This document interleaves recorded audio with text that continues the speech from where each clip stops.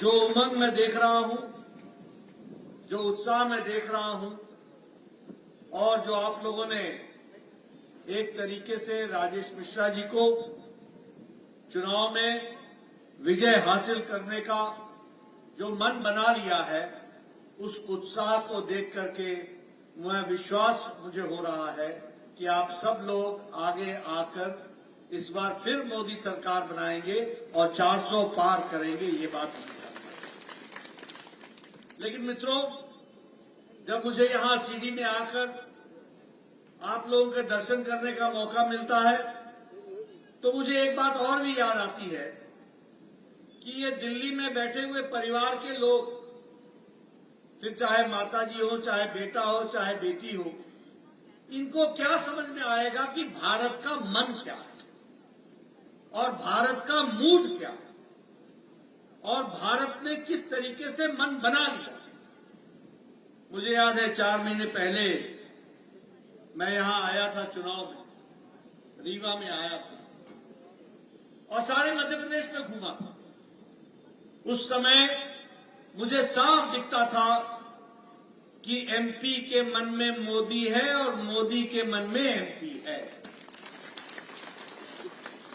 और आज भी मुझे दिख रहा है कि एमपी के मन में और देश के मन में मोदी है और मोदी के मन में देश है और एमपी है, ये हमको ध्यान रखना है। मित्रों, ये बहुत बड़ी बात है कि चाहे हम गुजरात की बात करें जहां हम 30 साल से सरकार में हैं, फिर चाहे हम मध्य प्रदेश की बात करें जहां हम 20 साल से अधिक सरकार में हैं। अभी अभी आपने हमारे विधायक जी बता रहे थे यहां के प्रत्याशी के बारे में कि वो लड़ रहे हैं लोकसभा, विधानसभा जीते नहीं, ऐसी परिस्थिति में चुनाव लड़ रहे हैं। लेकिन कुल मिलाकर के एक बात सामने आई है जो आप लोगों को भी ध्यान में रखना चाहिए। पहले राजनीति होती थी लोगों को बांट करके। कांग्रेस पार्टी ने लंबे समय तक भाई को भाई से बांटा। तुम नदी के इस पार का कैंडिडेट है कि नदी के इस पार का कैंडिडेट है, अगड़ा है कि पिछड़ा है, हमारे बिरादरी का है कि किसी और बिरादरी का है, और वोट बैंक की पॉलिटिक्स की, वोट बैंक की पॉलिटिक्स की। और उसके बाद सबका वोट लिया, सबका वोट, और वोट लेने के बाद सरकार किसी जाति की बन गई, किसी वर्ग की बन गई, किसी समुदाय की बन गई, वह सबकी सरकार नहीं थी। लेकिन मोदी जी ने पिछले 10 सालों में भारत की राजनीति की परिभाषा बदल डाली। अब न जात पर न पात पर।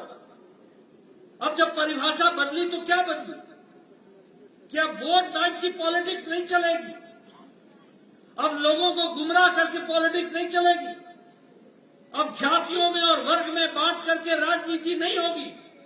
अब राजनीति होगी तो वो विकास की राजनीति होगी और रिपोर्ट कार्ड की राजनीति।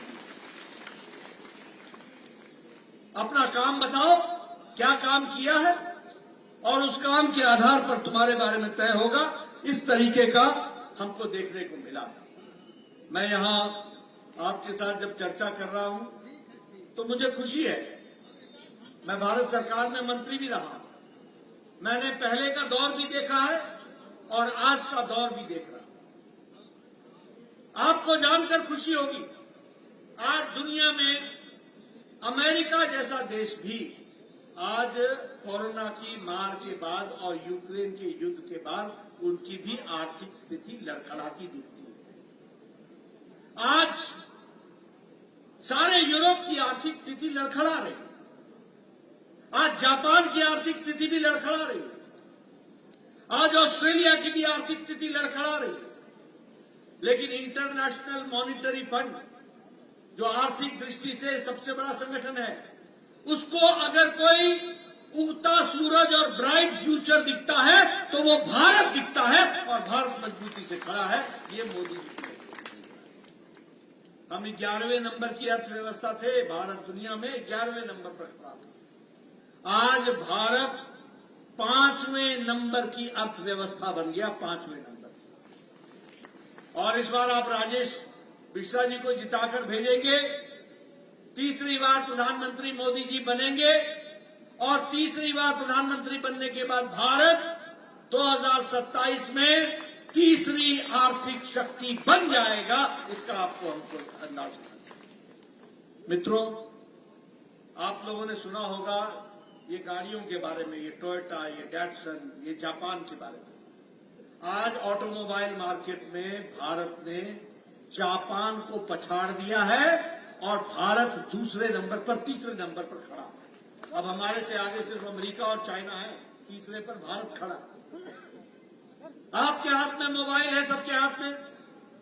10 साल पहले यही मोबाइल पर लिखा होता था मेड इन चाइना, आज आपके मोबाइल पे लिखा है मेड इन इंडिया। ये फर्क है। यहां एप्पल भी अब यही बन रहा है। दवाइयों की बात करें तो दुनिया की डिस्पेंसरी भारत बन गई है। सबसे सस्ती दवा और सबसे असरदार दवा अगर कोई बना रहा है तो हमारे भारत के उद्योगपति बना रहे हैं और दुनिया में एक्सपोर्ट हो रहा है। इसको हमको समझना चाहिए।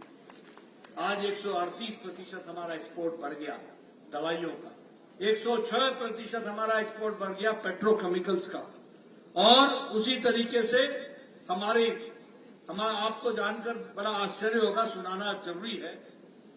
10 साल पहले हमारे गणेश जी भी चाइना से आते थे। आप दिवाली में जो गणेश जी खरीदते थे ना जी, वो चाइना से आते थे और ये खिलौने चाइना से आते थे। आज भारत टॉय के एक्सपोर्ट में, खिलौने बनाने के एक्सपोर्ट में 2.5 गुना वृद्धि कर गया है और दुनिया को खिलौने बेच रहा है। ये बात भी हमको समझना चाहिए। मित्रों, मैं हाईवेज की बात करूंगा। हम हमेशा कहते हैं कि मोदी जी ने हीरा किया, हीरा। हीरा क्या है? H for highways. आज आपको जानकर खुशी होगी 1,65,000 किलोमीटर नेशनल हाईवे देश में बन गया 10 साल के अंदर। 1,65,000। हर जगह देखो हाईवे हाईवे हाईवे। दिखता है कि नहीं दिखता है? बताओ, दिखता है कि नहीं दिखता है? और उसी तरीके से इंटरनेट गांव गांव में ऑप्टिकल फाइबर को पहुंचाने का काम, और उसी तरीके से रेलवे के लिए आज रेलवे में भारत और आपके मध्य प्रदेश में रेलवे में लगभग 4 गुना बजट उसमें बढ़ गया है। इसको भी हमको ध्यान में रखना चाहिए। इसने विकास की दृष्टि से और एयरवेज, एयर कनेक्टिविटी को भी बढ़ाने का काम किया है। तो हर दृष्टि से विकास के काम को आगे बढ़ाया है। एक बात मैं आपसे जरूर करना चाहूंगा, क्योंकि आपके यहां से भी नौजवान देश की रक्षा के लिए, सुरक्षा के लिए आज बॉर्डर पर आज अपने प्रहरी के रूप में खड़े हैं। आपको जानकर आश्चर्य होगा, मैं पहाड़ से आता हूं, मैं बॉर्डर से आता हूं। 10 साल पहले पाकिस्तान जब हमारे ऊपर गोली चलाता था तो आपको जानकर आश्चर्य होगा, पुंछ पे अगर गोली चलती थी तो वो रिपोर्ट करता था नगरोटा के सेंटर पर, नगरोटा रिपोर्ट करता था चंडी मंदिर को, और चंडी मंदिर रिपोर्ट करता था दिल्ली हेडक्वार्टर को, और दिल्ली हेडक्वार्टर से कमांड आता था अभी रुको, अभी रुको, अभी रुको। जब से मोदी जी प्रधानमंत्री बने हैं, आपके यहां का गया हुआ जवान जो प्रहरी है, उसको मोदी जी का आदेश है, जहां से गोली चले वही खून डालो और उसका जवाब दे दो। ये परिस्थिति आ गई। कभी आपने सोचा था? बताइए, आज मोदी जी के नेतृत्व में देश सुरक्षित है कि नहीं है? हमारे बॉर्डर सुरक्षित है कि नहीं है? हमारे मोर्चे सुरक्षित है कि नहीं है? आपको जानकर आज कभी सोचा था कि अगर उरी में पाकिस्तान ने कोई घटना घटा दी हो तो 10 दिन के अंदर हमारे जवान जाकर के यहां झांसी से, यहां आगरा से, यहां ग्वालियर से, यहां से जाकर के और घर में घुस करके सर्जिकल स्ट्राइक किया और वहां पर उनका मुंहतोड़ जवाब दिया। इस तरीके की परिस्थिति। अगर पुलवामा की घटना घटी तो देश के प्रधानमंत्री ने खुले मन से दुनिया को कहा, पाकिस्तान तुमने बहुत बड़ी गलती कर दी है और इसका खमियाजा तुमको भुगतना पड़ेगा। कभी सुना था किसी प्रधानमंत्री को ऐसे बोलते हुए? कभी सुना था? बोलो भैया, सुना था? 10 दिन के अंदर एयर स्ट्राइक करके पाकिस्तान के अंदर जितने भी हमारे खिलाफ चल रहे कैंप थे उनको ध्वस्त कर दिया। इस तरीके की परिस्थिति खड़ी हुई। इसलिए मित्रों, सुरक्षा की दृष्टि से देखा जाए, हर दृष्टि से देखा जाए, आज देश आगे बढ़ रहा है और इसलिए ये नारा सही है कि अब की बार 400 पार। 400 पार करेंगे ना? एनडीए पार करेगा ना? हमारी माताएं यहां बैठी हैं। मोदी जी ने पिछले 10 साल में गांव, गरीब, वंचित, पीड़ित, शोषित, दलित, युवा, महिला, किसान, सबकी चिंता की है कि नहीं की है? सबको आगे बढ़ाया कि नहीं बढ़ाया? मैं आपको किस्सा सुनाऊं। मैं 1993 में विधायक हो गया था, 1993 में। उस समय साल भर में एक पंचायत को 2 से 2.5 लाख रुपए विकास के लिए मिलता था। कितना मिलता था? 2.5 लाख, 2 लाख। आज एक एक पंचायत को 2.5 करोड़ मिल रहा है विकास की दृष्टि से। मैं जब विधायक बना था तो 90% मेरा इलाका मुझे पैदल चलना पड़ता था, सड़क नहीं थी। आज बताइए, गांव-गांव में पक्की सड़क प्रधानमंत्री ग्रामीण सड़क योजना में बनी है कि नहीं बनी है? बनी है कि नहीं बनी है? आज आप लोग एक शादी के समय में जब ब्याह का लगन लगता है तो एक एक दिन में 4-4 शादियां अटेंड करते हो कि नहीं करते हो? एक जगह से स्कूटर को किक मारा, दूसरे गांव में, दूसरे से तीसरे गांव में। एक जमाना था जब बोझा लेकर के चलते थे, एक बाराती अटेंड हो गया तो बहुत बड़ी बात हो गई, वहीं रहना पड़ता था। ये गांव की स्थिति थी कि नहीं थी? आज बदल गया, गांव की नहीं बदला। उसी तरीके से अगर देखिए, हमारी बहनें बैठी हैं, ये लकड़ी काटने के लिए जंगल में जाती थी, 5 बजे सुबह उठती थी, जंगल से लकड़ी काट के लाती थी, चूल्हा जलाती थी। अब मेरे गांव में तो आपके यहां पता नहीं क्या बोलते हैं, हमारे यहां उसको फूकनी बोलते हैं, फूकनी। चूल्हा को फूक फूक कर चूल्हा जलाती थी और 200 सिगरेट के बराबर का धुआं अपने छाती को लेती थी। आंखों से पानी निकल जाता था, तब जाकर के चाय बनती थी। आज देखिए, टक से लाइटर जलाती हैं और गैस के चूल्हे पर 5 मिनट के अंदर चाय बना करके घर को वो देती हैं। इस तरीके का हमने देखा। ये महिला सशक्तिकरण हुआ कि नहीं हुआ?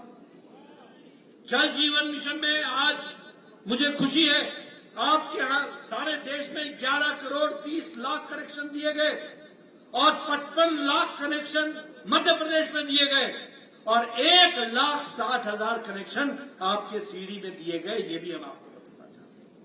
आप जल जीवन मिशन ले लो, उज्ज्वला योजना ले लो, प्रधानमंत्री आवास योजना की भी बात मैं करना चाहता हूं। देखो, बदलते भारत को समझो आप। मैं जब विधायक था तो मेरे यहां बीडीओ, मैंने पहले भी सुनाया, मेरा बीडीओ, यहां भी बीडीओ बोलते होंगे, ब्लॉक डेवलपमेंट ऑफिसर, वो मेरे को साल में बोलता था, नड्डा साहब खुशखबरी सुनो, एक पंचायत में 2 इंदिरा आवास योजना मिले, 2 इंदिरा आवास किसको दें? मैं बोलता था, भैया तू ही रख ले, मैं कहां बांटूंगा ये दो मकान, कहां डालूंगा? हर गांव में 10-10, 20-20, 25-25 मकान बनाने की एप्लीकेशन लगी हुई है, मैं 2 मकान किसको दूंगा? आज प्रधानमंत्री आवास योजना में 4 करोड़ पक्के मकान बन गए, इस बात को भी याद रखें। और जब मैं 4 करोड़ की बात करता हूं तो उस मकान में 2 कमरे, साथ में रसोई, साथ में शौचालय, ये व्यवस्था के साथ वह पक्के मकान आपको दिए गए। और मैं अगर यहां की बात करूं तो मध्य प्रदेश में 47 लाख पक्के मकान बने हैं और सीडी में 2,30,000 मकान बने हैं। आप बताइए, ये अंतर आया कि नहीं आया? और मोदी जी ने तय किया है कि कोई भी भारत का नागरिक कच्चे मकान में नहीं रहेगा, पक्का मकान दिया जाएगा। इस व्यवस्था को लेकर उसी तरीके से आयुष्मान भारत। मित्रों, मैं सबको बार बार सुनाता हूं, मैं इसलिए सुनाता हूं कि देखो, जब तक तुमको अंधेरे का अंदाजा नहीं होगा, उजाले का महत्व समझ में नहीं आएगा। जब तक तुमको अमावस्या नहीं देखी होगी, तब तक तुमको पूर्णमासी समझ में नहीं आएगी। एक जमाना था, ये सब जितने बैठे हैं विधायक, ये सब चिट्ठियां लिखा करते थे, प्रधानमंत्री जी, मुख्यमंत्री जी, मेरे इलाके में एक गरीब व्यक्ति है, उसके हार्ट का ऑपरेशन होना है, उसको 1.5 लाख रुपए खर्च होगा, वो पति गरीब है, उसका जमीन बिक जाएगा, कृपया कुछ पैसे देने की अनुशंसा करिए। ऐसी एप्लीकेशन लिखा करते थे। लिखते थे कि नहीं लिखते थे? लिखते थे ना।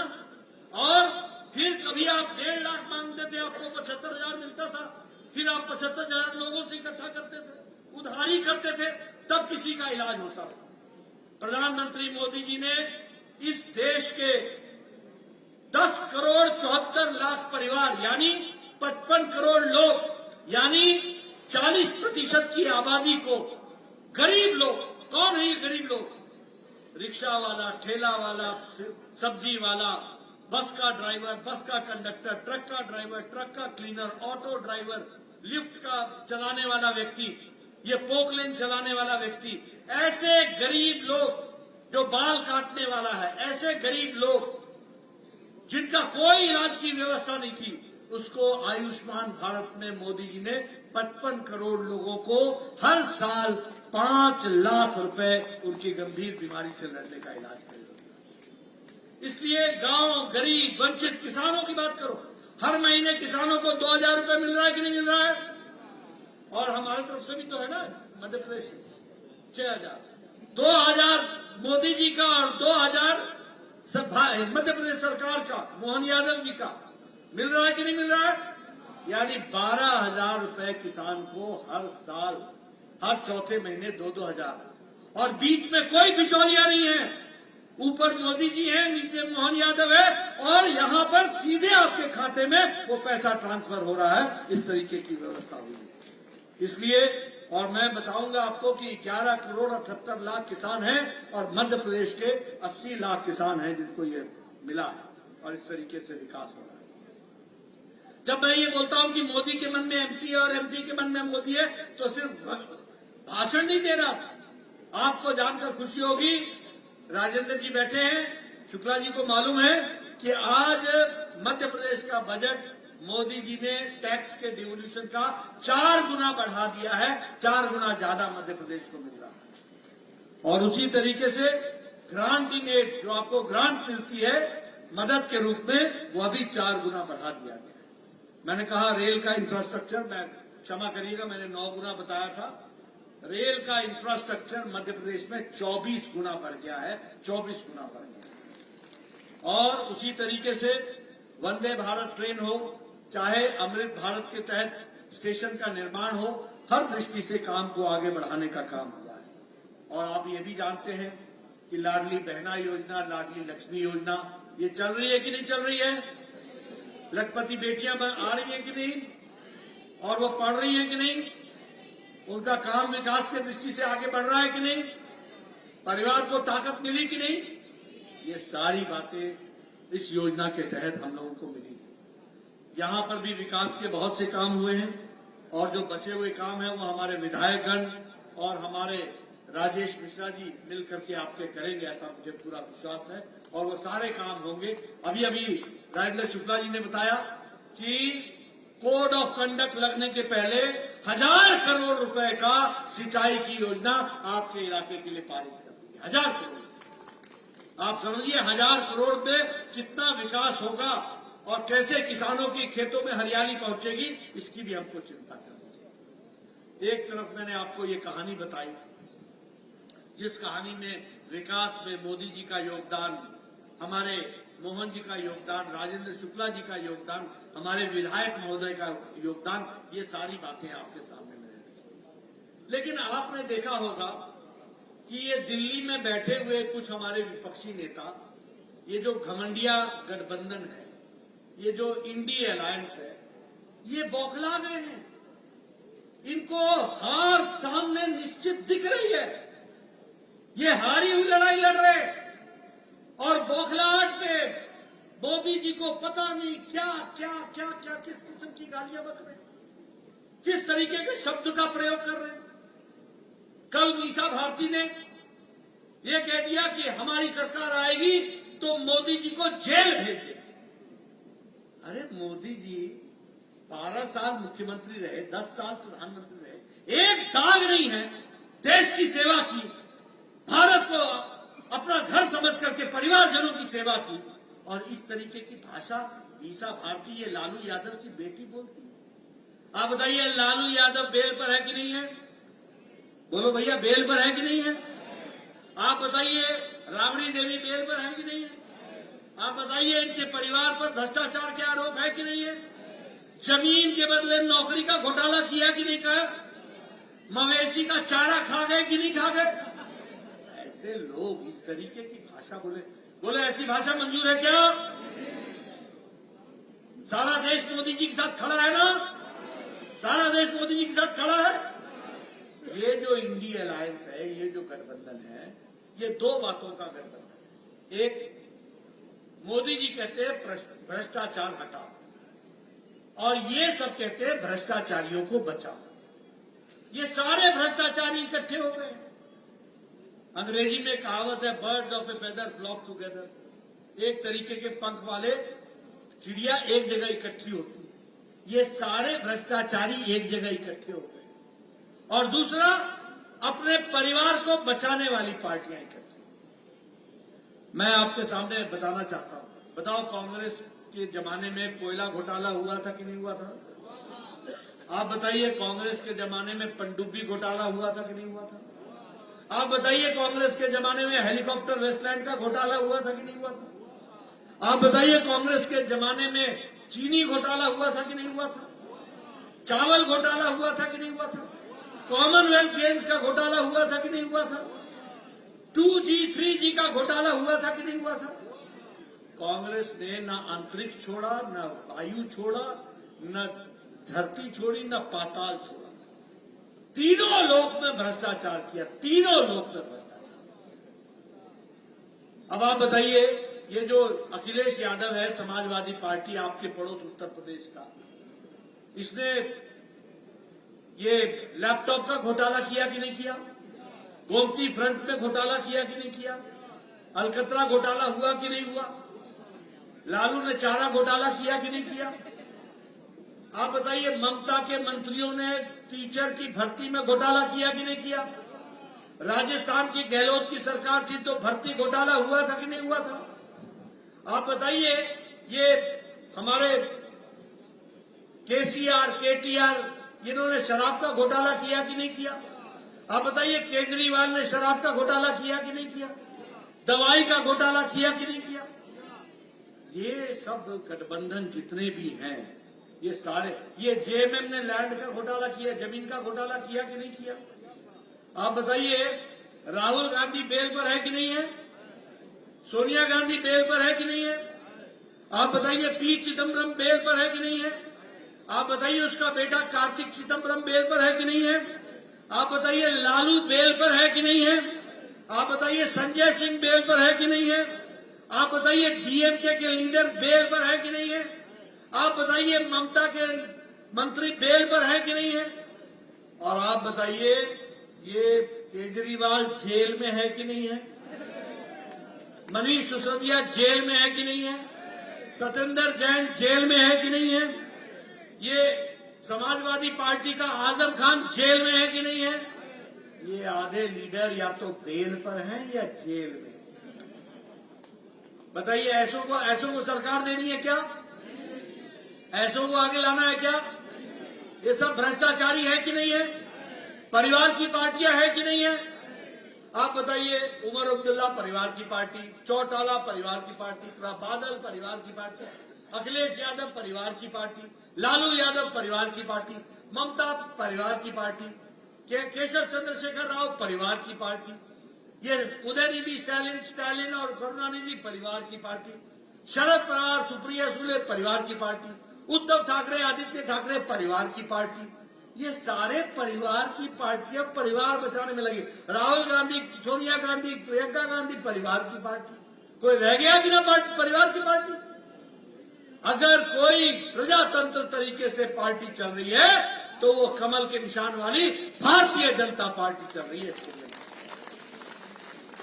इसलिए मित्रों, आपका ज्यादा समय न लूंगा, सिर्फ आपसे ये निवेदन करने आया हूं कि आप सब लोग इस महान जो भारत का मूड है, जो भारत का मन है, जो भारत के अपने उत्साह देख रहे हैं, फिर एक बार मोदी सरकार और अब की बार 400 पार, और उस 400 में राजेश मिश्रा को भी जोड़ना है और उनको आगे बढ़ाना है। इसके लिए काम बोलिए, बहनें बताएं, राजेश मिश्रा को भेजेंगे ना? कमल का निशान पर बटन दबेगा ना? इधर से आवाज चाहिए, बोलिए राजेश मिश्रा को जिताएंगे ना? सीडी को मुख्य धारा में लाएंगे ना? अपना विकास कराएंगे ना? देश को आगे बढ़ाएंगे ना? मोदी जी के नेतृत्व में देश को आगे बढ़ाएंगे ना? बहुत बहुत धन्यवाद। जय भारत, जय माता।